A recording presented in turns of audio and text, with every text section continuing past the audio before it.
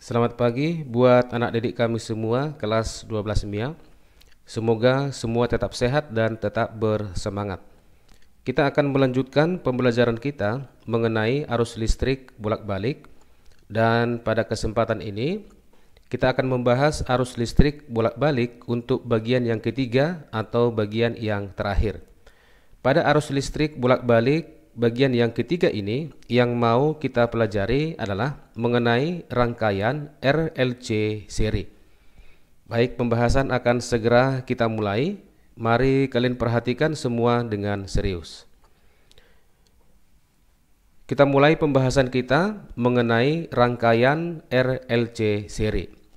Contoh rangkaian RLC seri adalah seperti gambar berikut ini. Kita perhatikan di sini ada resistor R, ada induktor L, dan ada kapasitor C disusun secara berderet atau disusun secara seri tanpa ada percabangan. Kemudian komponen-komponen ini dihubungkan dengan sebuah sumber tegangan bolak-balik yang kita sebut sebagai VAC. Kemudian untuk rangkaian RLC seri ada beberapa prinsip atau persamaan yang harus kita ketahui. Kita akan perhatikan bagian A, yaitu mengenai hambatan rangkaian yang disebut dengan istilah impedansi dengan simbol Z.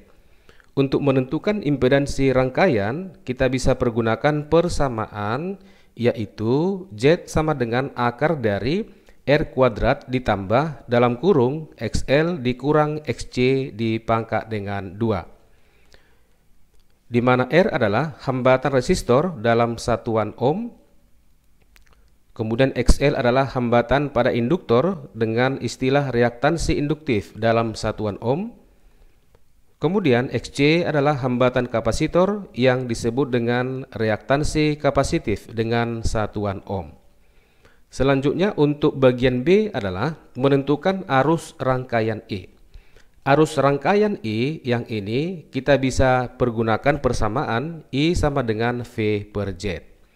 Selanjutnya karena R, L, dan C disusun secara seri, maka arus yang mengalir pada R itu akan sama dengan arus pada L akan sama dengan arus pada C. Sehingga bisa kita tuliskan arus rangkaian yang ini itu akan sama dengan arus pada resistor sama dengan arus pada induktor sama dengan arus pada kapasitor. Selanjutnya untuk bagian C adalah tegangan pada resistor, pada induktor, dan pada kapasitor. Tegangan pada resistor itu sama dengan VR adalah perkalian arus dengan hambatan R. Kemudian tegangan pada induktor yang sama dengan VL adalah perkalian arus dengan hambatan pada induktor yang sama dengan XL. Kemudian tegangan pada kapasitor sama dengan VC sama dengan perkalian arus dengan hambatan pada kapasitor yang sama dengan XC. Kemudian bagian D adalah tegangan rangkaian yang disebut juga dengan tegangan jepit atau V. Artinya tegangan antara ujung kiri sampai ujung kanan. Untuk menentukan tegangan rangkaian atau tegangan jepit V, kita pergunakan persamaan yang mirip bentuknya atau sama bentuknya dengan persamaan Z, hanya kita ubah simbolnya menjadi tegangan. Maka tegangan jepit V itu sama dengan akar dari VR kuadrat ditambah dalam kurung VL dikurang VC dipangkat dengan 2. Kita perhatikan bentuknya adalah sama ya. Kemudian kita perhatikan untuk bagian selanjutnya, yaitu bagian E mengenai grafik tegangan V dengan arus I. Kita perhatikan untuk bagian pertama untuk resistor R. Untuk resistor R, tegangan pada resistor dan arus pada resistor itu adalah sefase.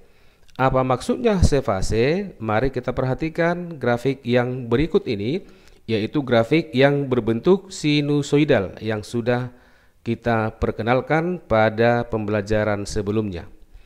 Ini grafik untuk resistor ya. Arah vertikal ini bisa menyatakan tegangan atau arus, kemudian arah horizontal ini bisa menyatakan waktu bisa juga menyatakan sudut theta atau perkalian omega dikalikan dengan T.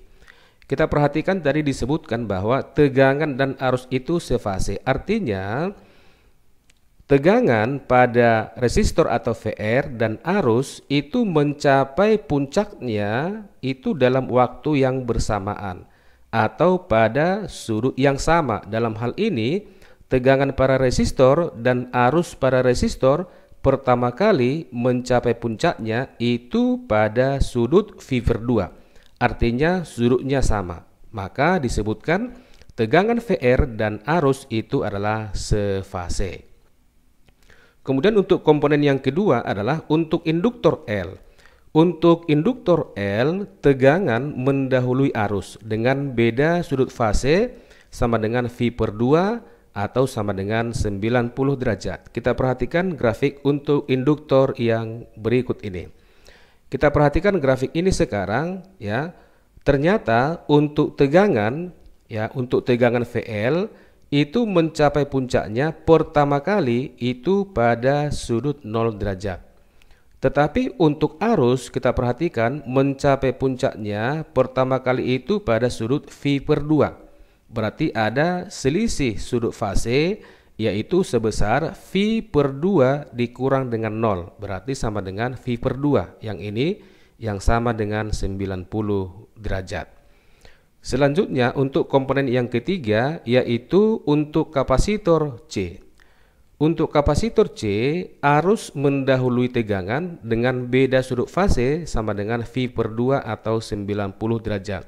Kita perhatikan grafik untuk kapasitor yang berikut ini. Kita perhatikan di sini bahwa arus I itu mencapai puncaknya pertama kali itu pada sudut 0 derajat ya. Kemudian untuk tegangan itu mencapai puncaknya pertama kali itu pada sudut V/2. Berarti ada selisih antara arus dengan tegangan sebesar V/2 dikurang 0 ya, sama dengan 90 derajat. Selanjutnya kita perhatikan untuk bagian selanjutnya yaitu bagian F mengenai diagram fasor ya. Fasor ini singkatan dari fase vektor. Kita perhatikan diagram fasor yang berikut ya. Ini kita hubungkan antara tegangan VL, VC dan VR. Kita perhatikan dulu arah untuk tegangan VR ya. Untuk resistor tadi disebutkan tegangan dan arus itu sefase. Artinya memiliki arah yang sama ya. Kita perhatikan di sini sama-sama menuju arah ke kanan ya, arus, demikian juga dengan tegangannya. Kemudian kita perhatikan untuk garis yang berwarna merah ini kita misalkan bahwa VL dikurang VC itu adalah positif. Ini kita lukis ke atas. Bisa juga nanti hasilnya negatif, maka yang merah ini akan bergeser ke arah bawah. Ini hanya pemisalan saja bahwa selisih tegangan pada induktor dengan tegangan pada kapasitor kita misalkan adalah positif. Selanjutnya antara VR dengan selisih antara VL dengan VC ini membentuk sudut 90 derajat. Maka kita bisa menentukan sisi miring ya, sisi miring yang ini berwarna kuning yang besarnya itu adalah menyatakan V, yaitu tegangan rangkaian atau tegangan jepit. Inilah bentuknya kalau kita hubungkan terhadap tegangan. Kalau kita hubungkan terhadap hambatan, itu akan sama hasilnya. Maka diagram fasor yang berikutnya, yang kedua, bisa juga kita hubungkan antara XL, XC dengan R. Ya, kita perhatikan di sini bahwa XL dikurang XC kita anggap adalah bernilai positif ya, sama dengan antara VL dikurang VC juga kita anggap bernilai positif. Selanjutnya antara hambatan R dan hambatan XL dikurang XC ini membentuk sudut 90 derajat atau siku-siku, maka kita bisa menentukan sisi miring yang ini menyatakan hambatan total rangkaian atau impedansi Z.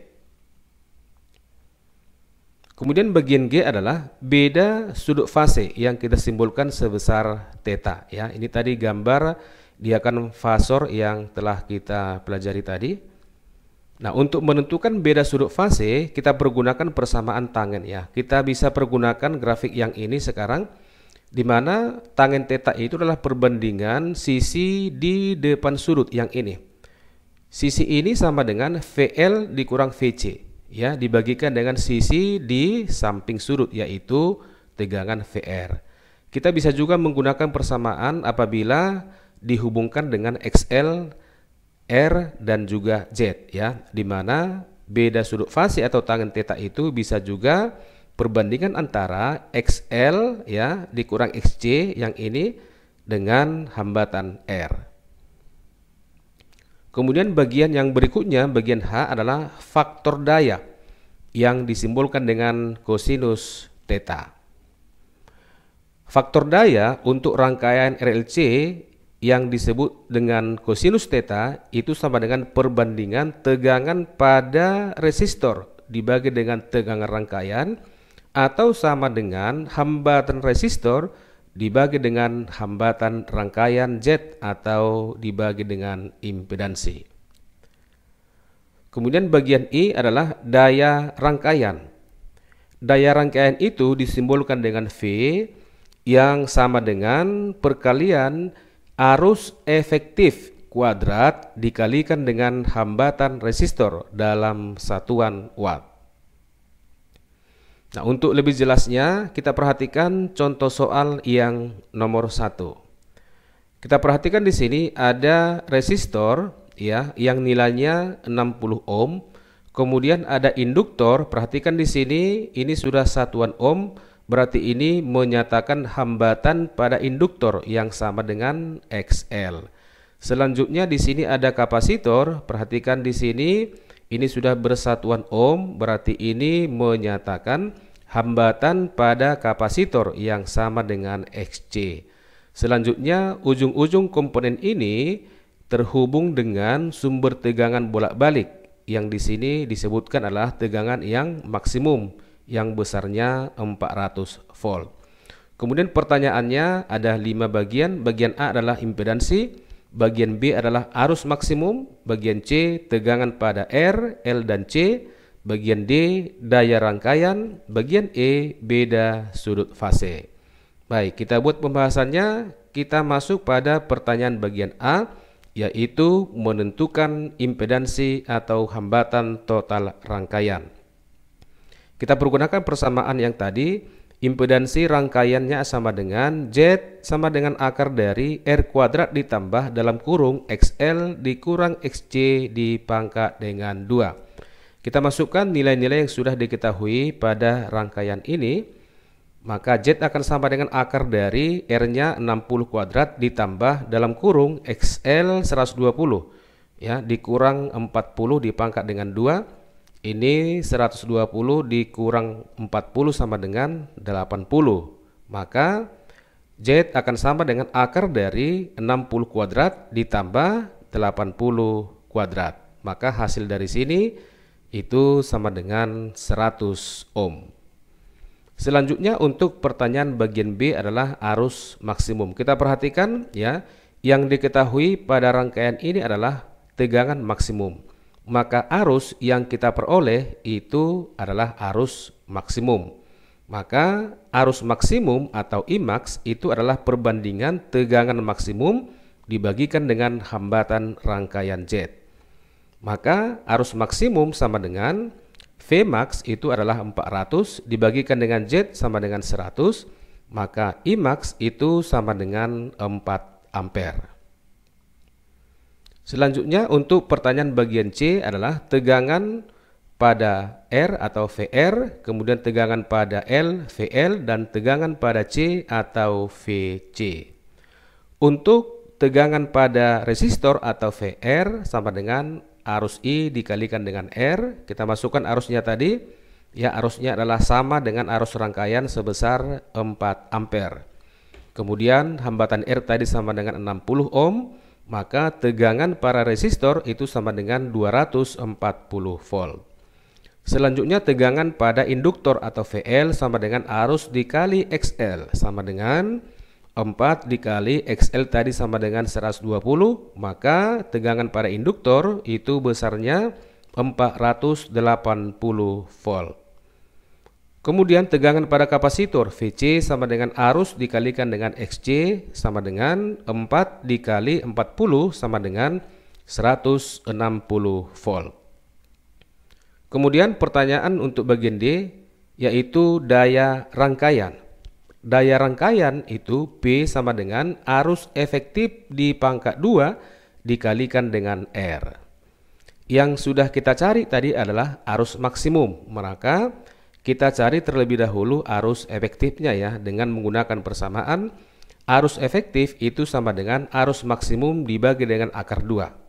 Arus maksimum sama dengan 4 ampere dibagikan dengan akar 2 akan sama dengan 2 akar 2 ampere.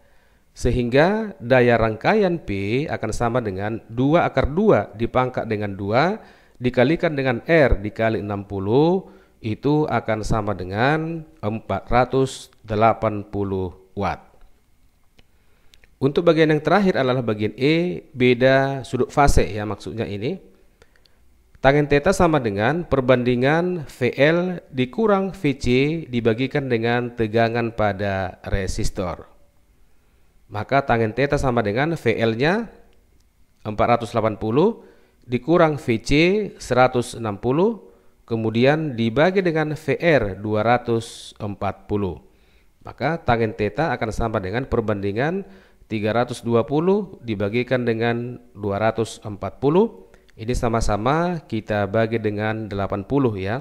Maka 320 dibagi 80 sama dengan 4. Kemudian 240 dibagi dengan 80 itu sama dengan 3. Maka tangen theta sama dengan 4/3. Maka nilai sudut theta itu akan sama dengan arcus tangen dari 4/3. Ini akan sama dengan 53 derajat. Kemudian kita lanjutkan prinsip untuk rangkaian RLC seri. Sekarang kita masuk pada bagian J, yaitu mengenai sifat-sifat rangkaian.